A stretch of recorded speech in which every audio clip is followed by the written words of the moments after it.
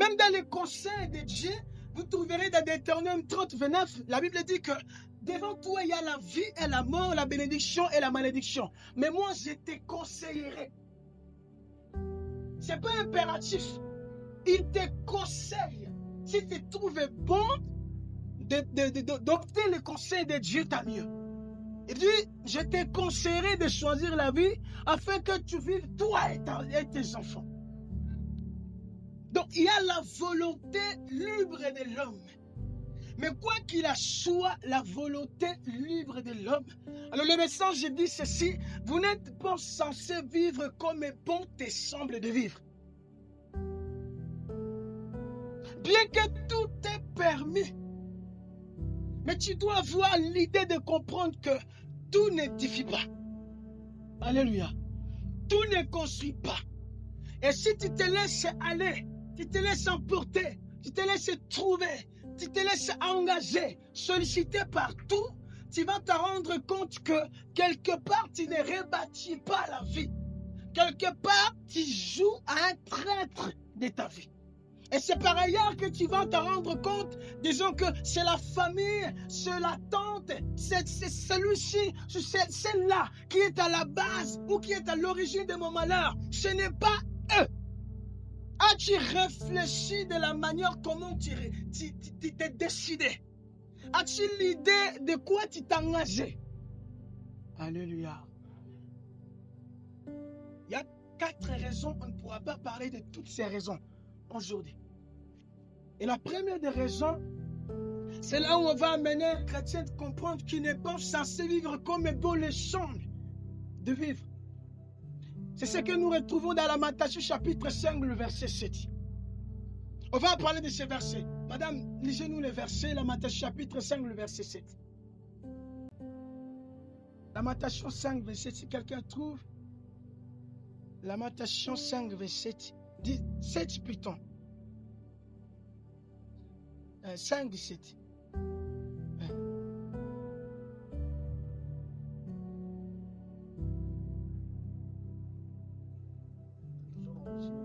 Amen. Nous faisons pécher. Nous ne sommes plus. C'est nous qui portons la peine de leur péché. Parole du Seigneur. Amen. Alléluia. Je serai un papa dans les jours ultérieurs. Peut-être quelqu'un déjà pareil ici.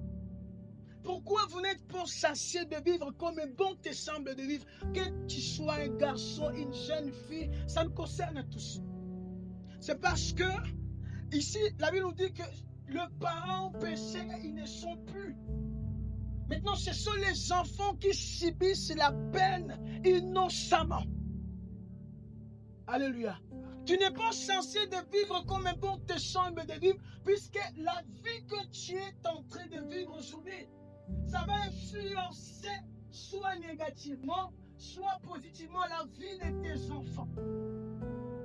Il y a plusieurs enfants qui sont aujourd'hui dans des problèmes, qui soient aussi spirituels. Ils se trouvent dans des situations qui soient difficiles pour ces enfants, tout simplement parce que ce sont leurs pères qui sont à l'origine du malheur. La façon comment leurs pères ont mené leur vie, c'est ce qui influence la souffrance des enfants. Raison pour laquelle toi qui es chrétien, moi qui es chrétien, je serai demain un papa. Peut-être toi tu le seras dans ce monde, dans cette année. Peut-être vous l'êtes. Vous devez réfléchir par rapport à la manière comment tu conduis la vie. Puisque cela est probablement une conséquence pour les enfants. Alléluia. La Bible nous présente le parcours d'Isaac. Isaac bénéficia toutes les bénédictions que l'Éternel a promises à son père Abraham. Cela dépend de la façon comment Abraham a pu marcher avec Dieu. Et toutes les bénédictions, c'est Isaac qui a hérité cela. Alléluia. C'est Isaac qui a pu hériter. Et si aujourd'hui il y a certaines nations, il y a certains peuples qui sont à reposer dans la malédiction, c'est par rapport à leurs ancêtres. Notamment, il y a une histoire de ces enfants de Lot, que la Bible nous dit que ce peuple est maudit jusqu'à présent. Parce que ces enfants ont pu découvrir la nudité de leur père. Et jusqu'aujourd'hui, le peuple se repose sous la malédiction. Tout justement parce que les ancêtres ont pu faire certaines choses. Alléluia. Je vais parler des parents. Lorsqu'on est parent, on n'est pas censé de tout faire. On n'est pas permis d'aller tout faire. Réfléchis, sois raisonnable.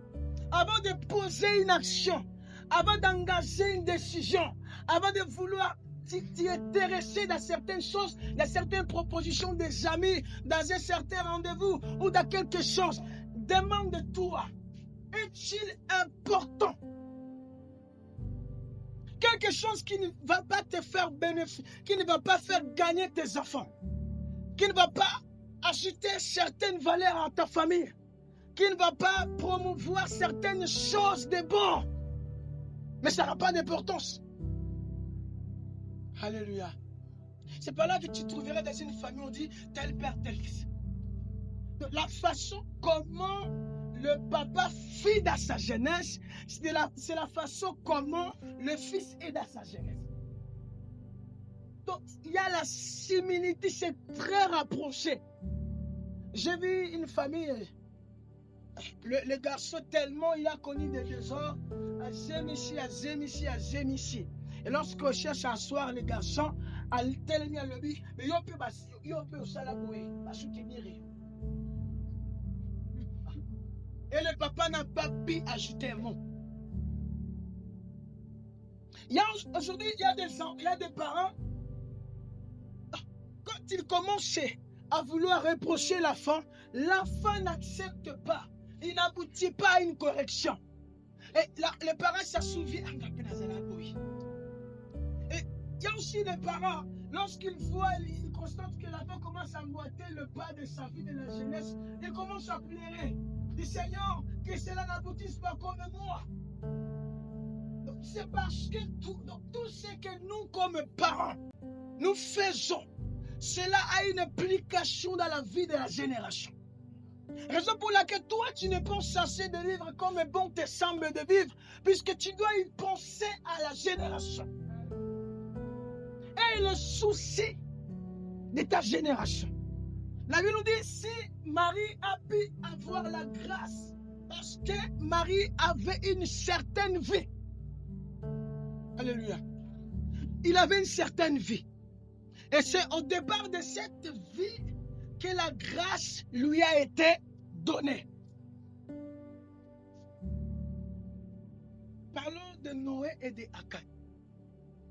Là, on parle de parents. La Bible dit, par rapport à ce que Akan a désobéi à l'ordre de Dieu, donné par Moïse et son serviteur, au devant de Jéricho, Dieu dit à Josué, alors maintenant je vous donne victoire face à la Jéricho. Vous allez obséder, vous allez tout abattre. Dieu a présenté un interdit. Lorsque vous y serez, voici ce que vous ne pouvez pas faire. Voici ce que vous ne pouvez pas prendre. Il y avait une liste de choses que l'Éternel avait recommandées. Alors, vous prendrez ceci, ça servira dans les temples. Mais il y avait certaines choses que Dieu avait interdites. La Bible nous dit, lorsqu'ils arrivèrent à Cannes face au butin, il a pris certaines choses à Tiangona Tatenaye. Au devant une petite nation comme Aïe.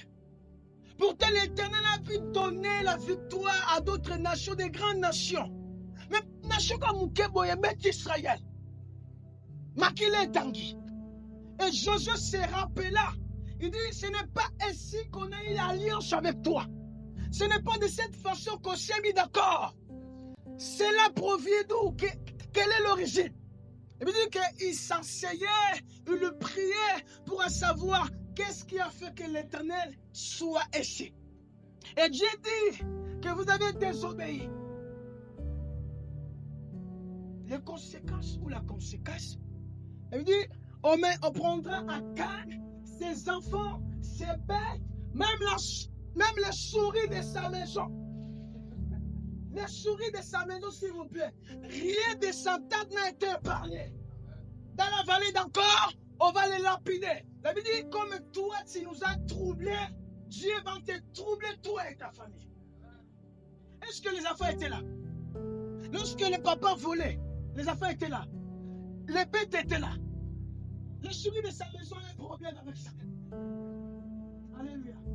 Voyez à quel point c'est que toi, comme papa, c'est que toi, comme maman, tu fais à l'absence des enfants. Mais la conséquence va régir même les enfants. Tu restes, tu te dis, ça ne fera rien. Mais tu vas te rendre compte que même les enfants sont impliqués. Même les enfants. Si la maison traverse une période de crise, c'est à raison de toi. Maintenant, c'est les enfants qui meurent de maladies. Si les enfants manquent certaines choses, c'est parce que l'Éternel a débarrassé sa main, a écarté sa main de ta famille, parce que toi, tu es à l'origine. Mais la Bible nous parle d'un bon exemple de Noé. Je sais comment expliquer, mais la Bible dit que notre fils intègre devant le Seigneur. Et il obéit à l'instruction de Dieu. Voyez de quelle manière il a pu obéir et il a sauvé sa famille. Dis-le. Y a-t-il un parent à ce lieu qui va réagir, qui va vivre positivement pour sauver sa famille? Raison pour laquelle nous disons que vous n'êtes pas censé vivre comme bon te semble de vivre, puisque tu es un papa. Tu es porteur de semences. Nous disons, on y arrive, nous les autres là. Il faut réfléchir. Oui, c'est Héroïa. Et qui m'a dit? Alléluia. Alors vous qui êtes père, vous qui êtes mère, réfléchissons.